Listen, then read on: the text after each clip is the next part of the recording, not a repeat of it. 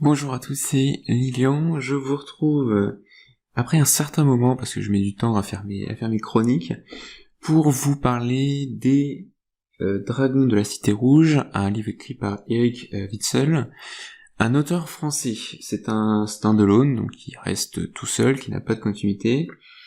Peut-être se place-t-il dans l'univers qu'a développé l'auteur, puisque je sais qu'il a écrit d'autres choses. Quoi qu'il en soit, je vais vous donner mon avis sur ce roman et essayer de vous argumenter un peu tout ça. Alors, Les Dragons de la Cité Rouge, que j'ai moi au format poche, est édité chez Brajlon, il fait à peu près 370 pages. Je dois vous reconnaître qu'il ne m'a pas plu pour plusieurs raisons.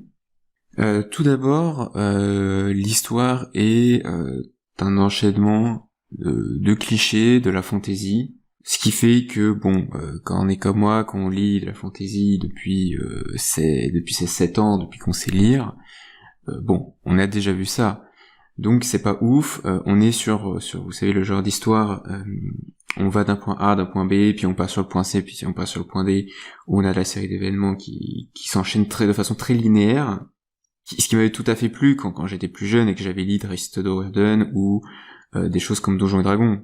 Mais du coup, c'est des choses que maintenant j'ai une accroche plus subjective que objective. Et donc là, ça n'est pas passé. Je tiens à rajouter qu'en plus, je trouve que l'auteur, il écrit bien. Il a réussi à finir une œuvre, c'est déjà très bien. Mais je trouve que c'est pas super bien écrit. Par moments, les scènes d'action, je trouve, sont très brouillons, c'est pas très clair. C'est trop brut. Enfin, il manque un peu de, il manque quelque chose. Je n'accrochais pas aux scènes d'action. À chaque fois, je me sortais tout à fait en dehors de l'action. Il y a tout de même, par moments, des dialogues qui sont assez sympathiques. Des dialogues qu'on a déjà entendus, mais qui nous font plaisir à revoir parce que c'est des choses qui sonnent extrêmement bien, qui sonnent épiques, parce que le personnage est un chasseur de primes, un peu le bad guy, qui essaie d'être gentil, mais qui a une vie compliquée, machin et tout. Donc il a des petites répliques sympas. Je ne vous fais pas de résumé parce que je suis très mauvais pour faire les résumés, c'est une perte de temps. Je m'adresse plus en fait à des gens finalement qui ont déjà lu le livre éventuellement, ou des gens qui voudraient le lire mais qui veulent entendre un avis sans pour autant entendre le résumé parce qu'éventuellement s'ils veulent l'acheter ils ont déjà lu le résumé, enfin j'espère pour eux. Donc j'en étais où ? Voilà, je me suis perdu. D'un autre côté, les personnages étaient relativement fades, très peu d'émotions, donc on est sur quelque chose de très peu posé sur les émotions des personnages, sur la psychologie des personnages. C'est là pour raconter une histoire, cliché ou pas, c'est une histoire, un point c'est tout.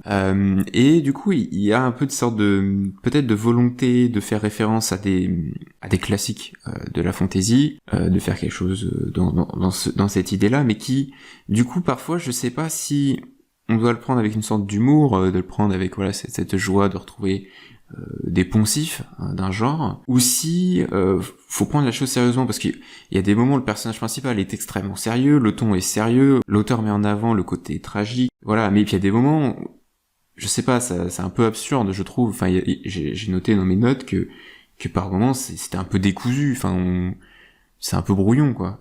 Il y a quand même 2-3 choses que j'ai bien aimées. J'aimais bien le personnage principal dans cette relation avec sa sorte de geôlière, parce que le personnage est maudit. J'aurais bien aimé avoir un peu plus d'explications quant à ce personnage là qui tourmente, mais en même temps qui avantage notre personnage principal. C'est un peu dommage que ça n'ait pas été un peu plus développé. Je trouve qu'il y avait quelque chose d'intéressant qui aurait pu être un peu plus original si l'auteur avait pris plus de temps peut-être, parce que pour l'instant ce que j'en ai retenu c'était juste en fait une sorte de joker que le personnage principal sort quand il est dans une mauvaise situation, et hop ça les choses découlent plus vite de ça. Alors il y a un truc qui me fait un peu rire, c'est l'inscription qu'il y a sur la couverture que j'ai, je sais pas si c'est le cas sur toutes les éditions.